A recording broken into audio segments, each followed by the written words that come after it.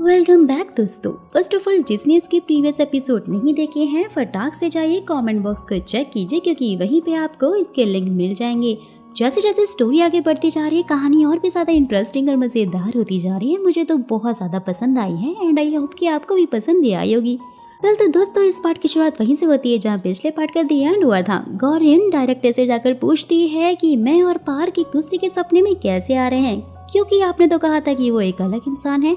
तो डायरेक्टर कहती है कि मैंने ये बात इसलिए छुपाई ताकि तुम्हें प्रॉब्लम ना हो। ये सुनते ही गौरिंग चली जाती है और इसके बाद सुसाइड नोटिफिकेशन मिलते ही तीनों फिर कैफे में जाते हैं जहाँ पर गौरिंग बताती है कि ये एक ट्विन सुसाइड केस है जिनका नाम युनहुई और युनजे है। और इतना कहते ही गौरिन सैम को कॉफी लेने के लिए भेज देती है और वॉन्जू को ये केस अच्छे से हैंडल करने के साथ साथ सैम का भी ध्यान रखने के लिए कहती है और उसे बताती है कि सैम की माँ का गैंग रेप हुआ था और इसीलिए उन्होंने सुसाइड कर लिया था। हमारे आज के केस में युनहुई के साथ भी सेक्सुअली असॉल्ट हुआ है और इसलिए वो काफी इमोशनल हो सकता है। जिसके बाद गौरिन युनहुई के पास और वॉन्जू और सैम युनजे के पास जाने का फैसला करते हैं। सैम और वॉन्जू प्रोटेस्ट करते हुए युनजे के पास पहुंचते हैं और खुद को रिपोर्टर बताकर उससे पूरी जानकारी जानते हैं, जहाँ पर वो नहीं बता रहा होता है कि कुछ दिन पहले ही मैं और युनहुई बार में फ्रेंड्स के साथ में ड्रिंक करने के लिए गए हुए थे, जहाँ पर ज्यादा ड्रंक होने के कारण वो मुझे घर चलने को बोली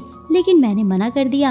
वो फिर अपने फ्रेंड्स के साथ में निकल गई और उसके फ्रेंड को कैब मिल गई थी जिससे कि वो फिर अकेले ही घर जाने लगी कि तभी एक आदमी ने आकर उसे जबरदस्ती की।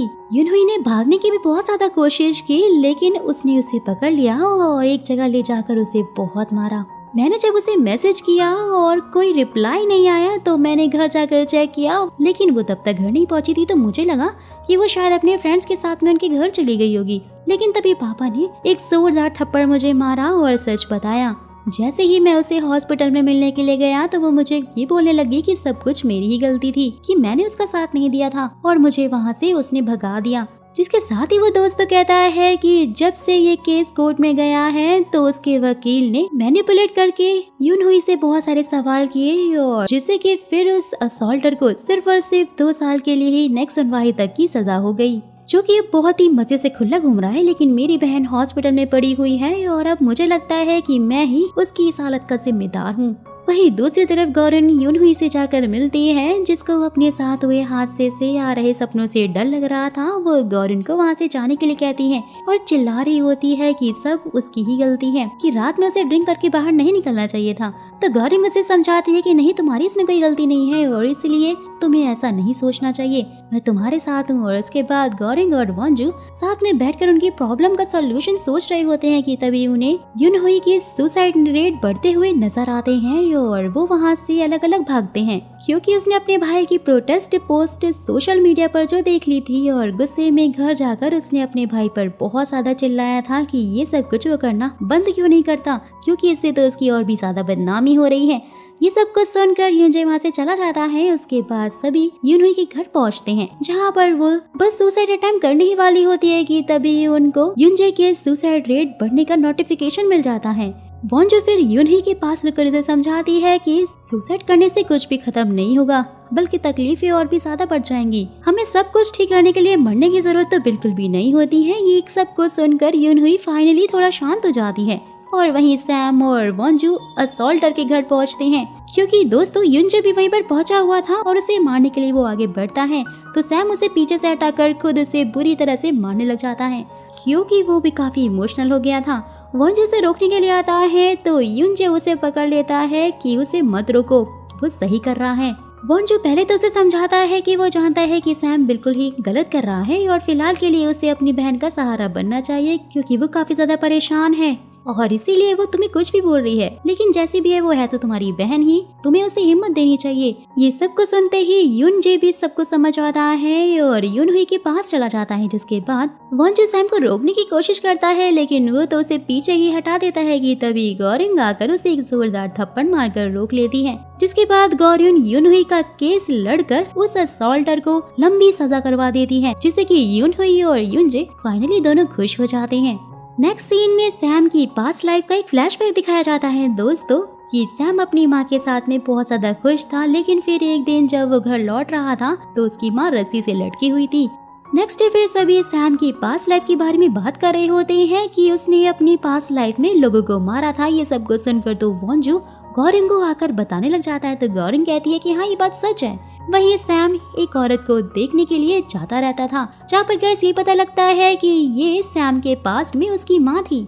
जिसके बाद सैम गॉरिंग को आकर टीम को छोड़ने की बात करता है, क्योंकि सब लोग उसके बारे में गलत बातें जो कर रहे थे। गॉरिंग उससे कहती है कि उसे लोगों से फर्क नहीं पड़ता। लिम वहाँ से चला जाता है। वॉन्जू भी उसे रोकता है, लेकिन वो नहीं रोकता है कि तभी वॉन्जू आकर गॉरिंग से लिम की पूरी स्टोरी पूछता है। तो गॉरिंग उसे बताती है कि सैम और उसकी माँ की सोल को वही लेकर आई थी जब वो पार के साथ में काम करती थी। ये बहुत ही पुरानी बात है, जब सैम अपनी माँ के साथ में खुश था और वो पढ़ना चाहता था, लेकिन उसकी माँ उसे खुद पढ़ाया करती थी, क्योंकि वो लोग काफी गरीब जो थे और गरीबों के लिए कोई स्कूल नहीं था उस टाइम पर। जिसके बाद फिर एक दिन कुछ लोग सैम की माँ की शॉप पर खाना खाने के लिए गए हुए थे कि तभी पास में खड़ी एक लेडी सैम की माँ को बोलती है कि वो नए गवर्नर के लोग हैं। जिसके बाद फिर वही लोग रात में लिम की माँ को लेने के लिए आते हैं और बोलते हैं कि उसे गवर्नर ने बुलाया है। कि तभी कैसे पता लगता है कि लिम की माँ गवर्नर की सेविका थी, यानी कि वो उनकी सर्वेंट थी, लेकिन वो उसके साथ सोना चाहता था। जहाँ पर वो मना कर देती है तो वो गुस्सा होकर उसके साथ में जबरदस्ती करने लग जाता है। सीन शिफ्ट होता है और फिर प्रेजेंट में वो गवर्नर से मिलने के लिए जाती है, जहाँ वो लोग उससे सैम की पढ़ाई की जिम्मेदारी उठाने का वादा करते हैं। लेकिन सैम की माँ सोच विचार कर नेक्स्ट डे उन्हें मना कर देती है कि वो अपने बेटे को खुद पढ़ा लेगी, उसे किसी की जरूरत नहीं है। तो गवर्नर सैम की बेइज्जती करने लग जाता है, जो कि उनसे सुनी नहीं चाहती है और वो उसकी उल्टी बेइज्जती करके चली आती हैं। ये सब कुछ सुनकर वो गवर्नर अपने आदमियों से उन्हें सबक सिखाने के लिए भेजता है, जहाँ पर जाकर उसके आदमी उनके साथ जबरदस्ती करते हैं। और वहीं सैम के फ्रेंड उसकी माँ का मजाक उड़ाने लग जाते हैं कि वो तो एक सेविका है। ये सब कुछ सुनकर सैम गुस्से में घर आ जाता है, जहाँ पर वो उन आदमियों को घर से निकाल देता है और फिर अपनी माँ से बाहर खड़े होकर पूछता है कि लोग आपके बारे में इतना बुरा बुरा क्यों बोलते हैं। माँ के पास कोई जवाब नहीं होता, इसलिए वो कुछ नहीं बोलती है और इसलिए वो उसे बहुत ज्यादा भला बुरा बोलकर चला जाता है। साथ ही उसने अपनी माँ को ये तक बोल दिया था कि आपको तो मर जाना चाहिए क्योंकि आप गलत काम करती हैं। जिसके बाद वो जैसे ही वापस आता है तो वो अपनी माँ को मरा हुआ पाता है। धीरे धीरे वक्त बीतता जाता है। जैसे जैसे सैम बड़ा होता है वो अपनी माँ और इन सारी सेविकाओं से नफरत करने लग जाता है। और उसके बाद फिर एक दिन वो अपने घर वापस आता है, जहाँ पर एक ओल्ड लेडी उसे सब कुछ सच बताने लग जाती है कि उसकी माँ ने सुसाइड क्यों किया था। ये सब कुछ सुनकर तो सैम को काफी रिग्रेट होता है कि वो अब तक अपनी माँ को कितना गलत समझता था।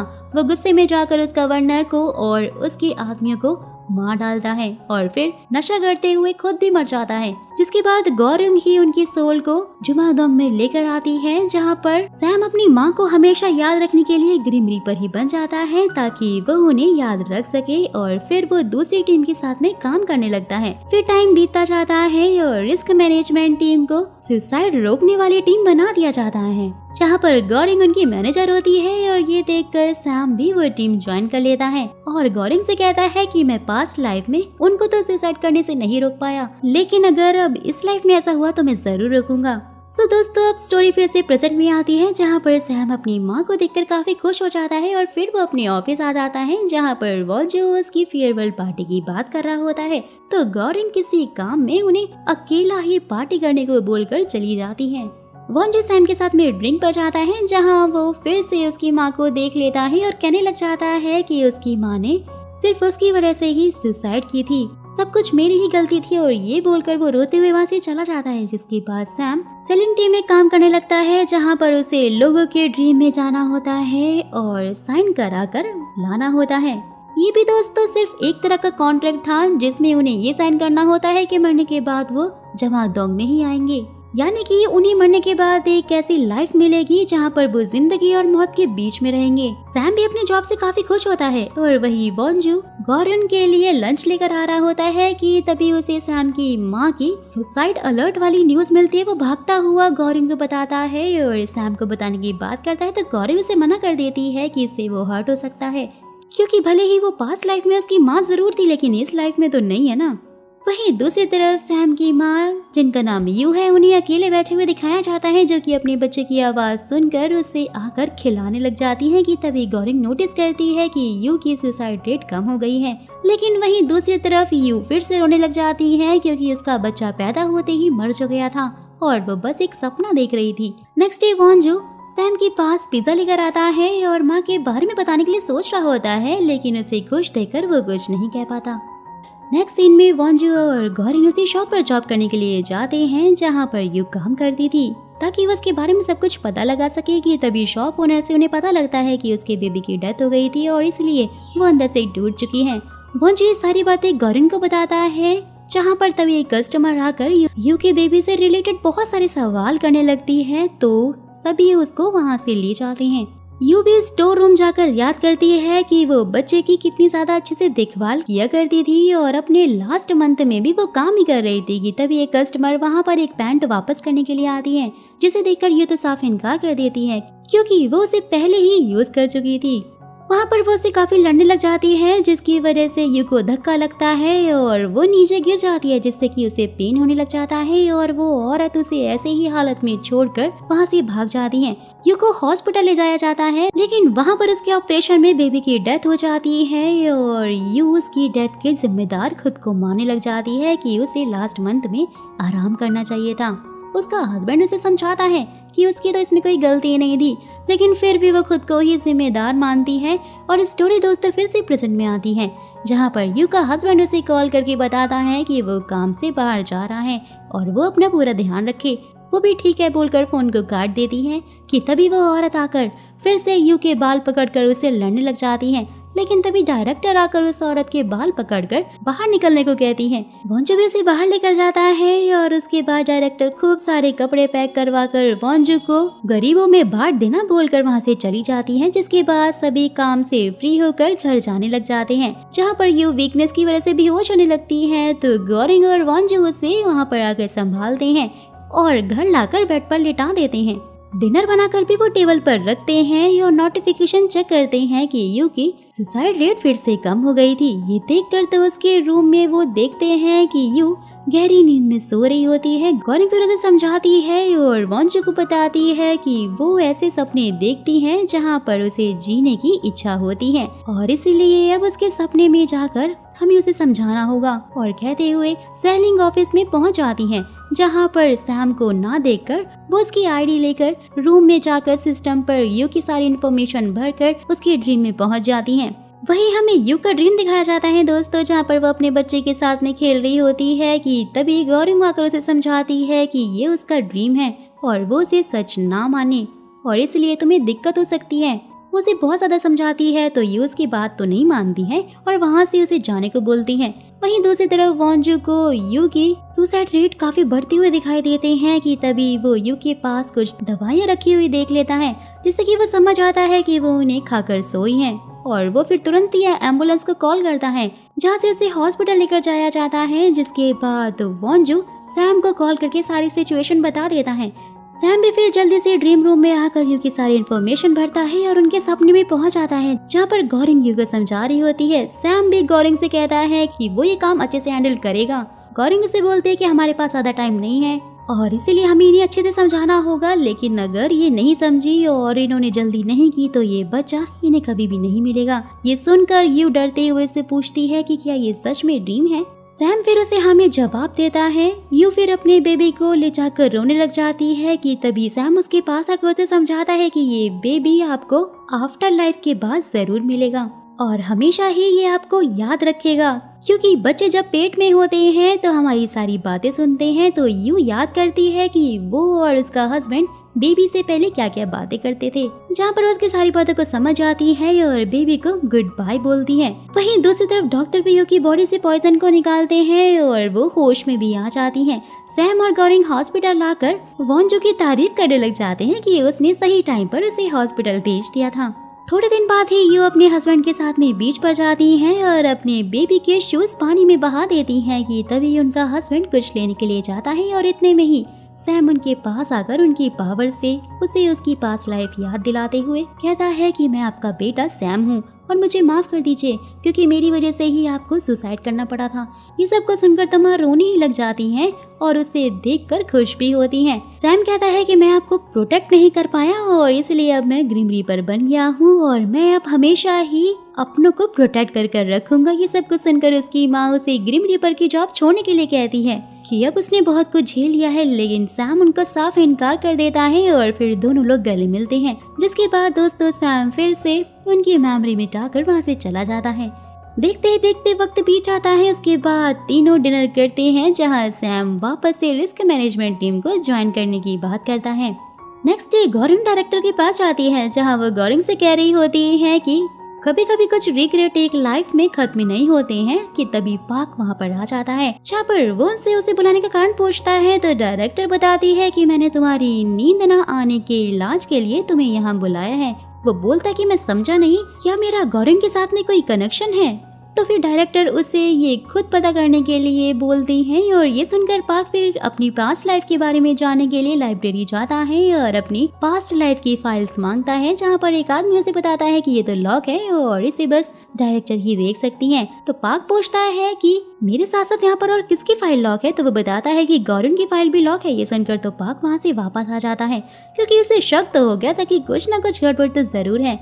जहाँ पर फिर उसे स्क्वाड की नई मेंबर यून मिलती है जो कि पाक की काफी बड़ी फैन होती है। पाक टीम में उसका वेलकम करता है और वहीं डायरेक्टर गौरिन से उसके नए केस के बारे में कहती है कि इस केस में रिस्क मैनेजमेंट और स्क्वाड टीम को साथ में मिलकर काम करना होगा क्योंकि इस केस में एक डेथ भी होने वाली है। जिसके बाद वो गौरिन को यून से मिलवाती है और साथ में ही भेज देती है। गौरिन भी फिर यून का इंट्रो सैम और मंजू से करवाती है। फिर केस के बारे में उन्हें सब कुछ बताती है कि सुसाइड करने वाली औरत का नाम बुक हुई है।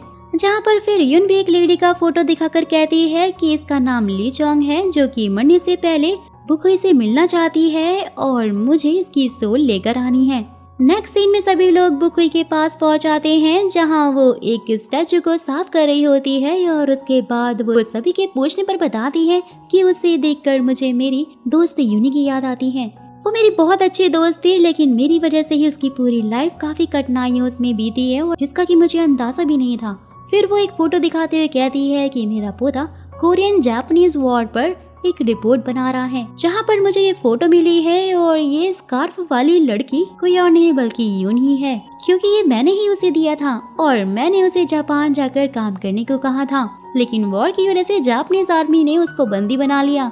तो वो उनसे कहती है कि तुम लोग ग्रिम रीपर हो ना? सैम भी हाँ बोलते उनसे पूछता है कि आपको ये बात कैसे पता चली? तो वो कोई कहती है कि उम्र का तजुर्बा सब कुछ सिखा देता है मेरे दोस्त।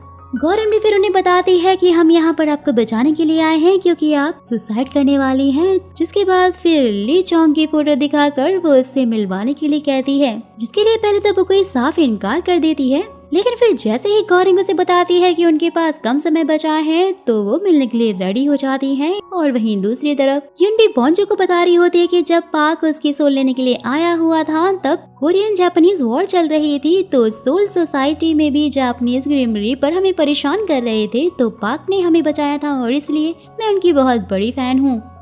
तो फिर नेक्स्ट सीन में बुक हुई ली चोंग से मिलकर उसे यूनी और अपनी कहानी बताती है कि हम बचपन में बहुत अच्छे दोस्त हुआ करते थे लेकिन यूनी के डैड की डेथ होने के बाद घर चलाने के लिए मैंने ही उन्हें जापान में जॉब करने के लिए भेजा था लेकिन तभी वॉर स्टार्ट हो गई। जब मेरे पोते की रिपोर्ट में मैंने वो फोटो देखी तो मैंने उसे बहुत ढूंढने की कोशिश की लेकिन उसका कुछ भी पता नहीं चला। जिसके बाद ली चोंग अपनी स्टोरी बताती है कि यूनी हमेशा से ही तुम्हारी ही बातें किया करती थी और वो बहुत ही हिम्मती लड़की थी। हमें जापानीज आर्मी ने बंदी बनाकर सेपरेट रूम में रख दिया था और उसके बाद वो लोग हमें बहुत मारते थे और हमारा रेप भी किया गया था। लेकिन फिर जब एक लड़की की तबीयत बहुत ज्यादा बिगड़ गई तो यूनी ने उसकी केयर करनी स्टार्ट कर दी थी क्योंकि हम बाकी सारी लड़कियां आर्मी से बहुत डरती थी लेकिन वो बहुत हिम्मती थी। यूनी ने तो कभी हार ही नहीं मानी और उसकी बहुत ज्यादा केयर की जिसके लिए उसे काफी मार भी पड़ती थी लेकिन वो तब भी नहीं रुकती थी। और मैं आर्मी से डरकर एक दिन सुसाइड करने वाली थी लेकिन यूनी ने ही मुझे बचा लिया था और जीने के लिए हिम्मत भी दी थी।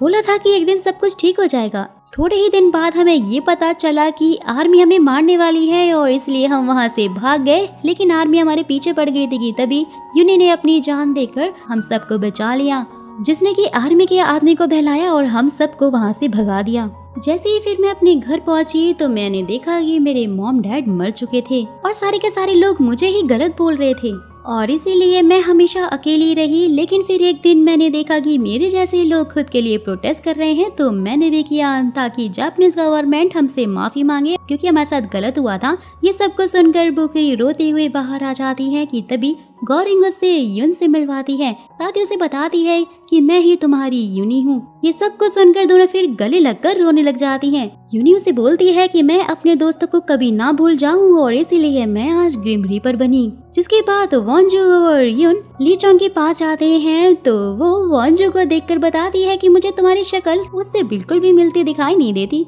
जब वो सैनिकों से बचकर भाग रही होती है तो पास्ट लाइफ वाले वॉन्जू ने उसकी भागने में काफी हेल्प की थी। जिसके बाद यून भी फिर उन्हें अपनी असलियत बताती है। ये सुनकर तो फिर तीनों ही रोने लग जाती हैं और इसके बाद सब ली चोंग को गुड बाय बोलते हैं। नेक्स्ट डे फिर गौरिंग अकेली बैठकर ड्रिंक कर रही होती है। वॉन्जू देखता है वो दास है और वो उससे उसका कारण पूछता है, जिससे कि वो तो उसे वहाँ से आकर भगाई देती है। सैम फिर उससे आकर पूछता है, साथ ही उसे बोलता है कि आज उनकी छुट्टी है जो कि हमें सिर्फ उसी दिन मिलती है जिस दिन हमारी डेथ हुई थी। ये सुनकर तो वॉन्जू डायरेक्टर के पास जाकर गौरिंग की सुसाइड करने का कारण पूछता है। पहले तो वो उसे इनकार करने लग जाती है, लेकिन गौरिंग की खातिर वो उसे बता देती है। फ्लैशबैक स्टार्ट होता है दोस्तों। ये बात है 400 साल पहले की, जहाँ पर गौरिंग अपनी फैमिली से छिपकर जंगल में शिकार कर रही होती है कि तभी वो किसी की आवाज सुनती है, जहाँ पर एक लड़का दो गरीब लोगों की गर्दन काटने वाला होता है। लेकिन गौरिंग उन्हें आकर बचा लेती है। वो गौरिंग को घर ले जाकर खाना खिलाकर थैंक यू कहते हैं। तो गौरिंग को बताती है कि थैंक यू तो मुझे कहना चाहिए कि अगर उस दिन सांप के काटने पर आप लोग मुझे नहीं बचाते तो आज मैं जिंदा नहीं होती।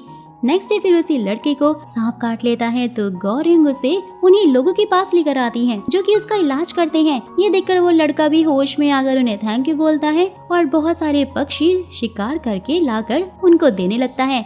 नेक्स्ट डे वो शेर लाने की बात करता है तो वो लोग उसे मना करते हैं कि वो हमें प्रोटेक्ट करेगा क्योंकि हमारे दुश्मन कभी भी हमला कर सकते हैं और हमारे पास इतने लोग नहीं हैं।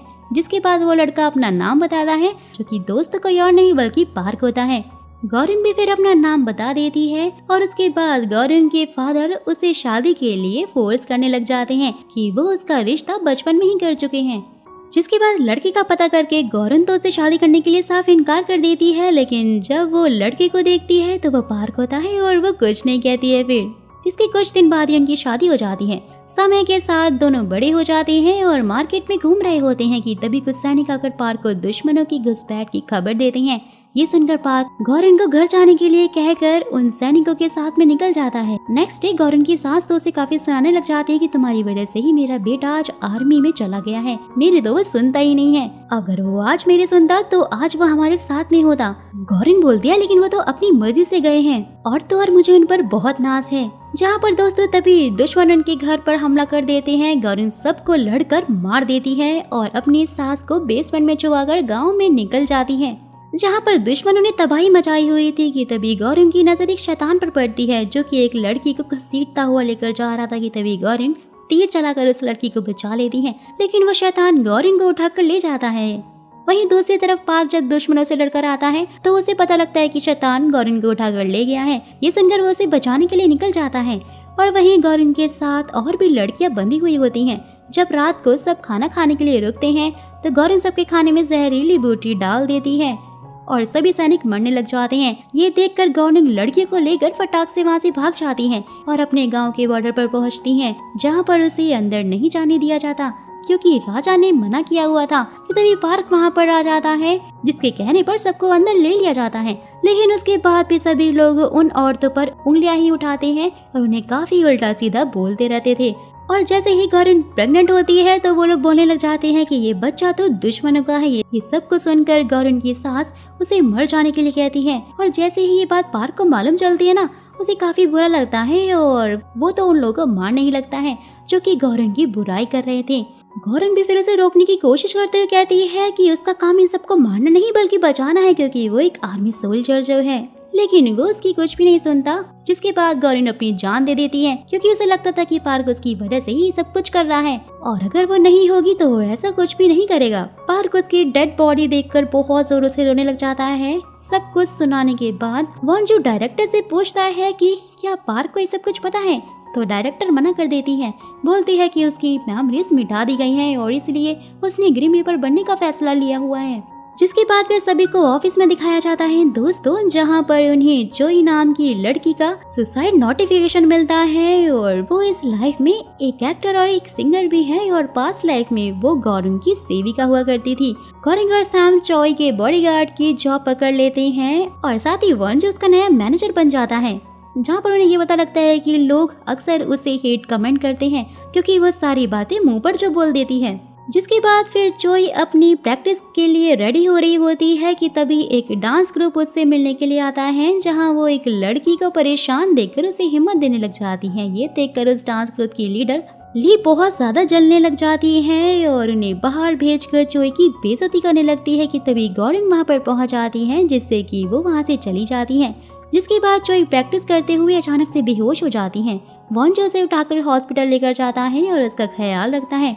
वहीं दूसरी तरफ पार्क ग्रिम रीपर मीटिंग में नर्क के ग्रिम रीपर यानी कि मिस्टर हान से ये पता लग जाता है कि गौरिन ने तो खुद ही सुसाइड किया था और वो सुसाइड से लोगों को बचा रही है। ये सुनकर वो सीधा डायरेक्टर के पास आकर कहता है कि मुझे अपनी पास्ट लाइफ की बुक पढ़नी है और इसलिए आप उसे अनलॉक कर दीजिए।